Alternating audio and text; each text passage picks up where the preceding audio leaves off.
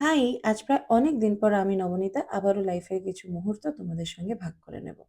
মনে আছে কিছুদিন আগে আমার জন্মদিনের ব্লগটা শেয়ার করেছিলাম আর তাতে ক্যাপশনে লিখেছিলাম, "জন্মদিন মানে কি বয়স বাড়লো নাকি জীবন থেকে একটা বছর কমলো?" আসলে একটা বয়সের পর এজিং, বলিরেখা, মোবিলিটি লস, গ্রে হেয়ার এগুলো হয়তো খুবই কমন। কিন্তু বয়সটা মেনে নেওয়া, এজটাকে সুন্দর করে ক্যারি করাটাও কিন্তু জানতে হবে।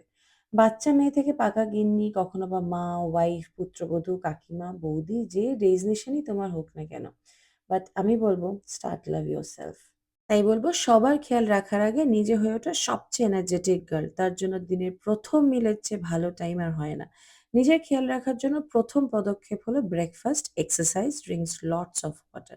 Select your weekly diet plan. কি আজকে মেনু হবে তা যদি আগে থেকেই প্ল্যান করে রাখা যায়, দেখবে রাইট টাইমে গুছিয়ে খেতে বসতে পারবে। আজকে খাওয়া-দাওয়া শেষে ভাবছি একটা ইভনিং এ বেঙ্গলি মুভি দেখে আসব। দেখতে গিয়েছিলাম 'স্বার্থপর'। মুভি শেষে এসেছিল সিনেমার কলাকুশলীরা। শুধু সিনেমা নয়, এদের দেখেও কিন্তু শেখার আছে। কৌশিক সেন, কোয়েল মল্লিক দুজনেই কিন্তু মিডল এজ।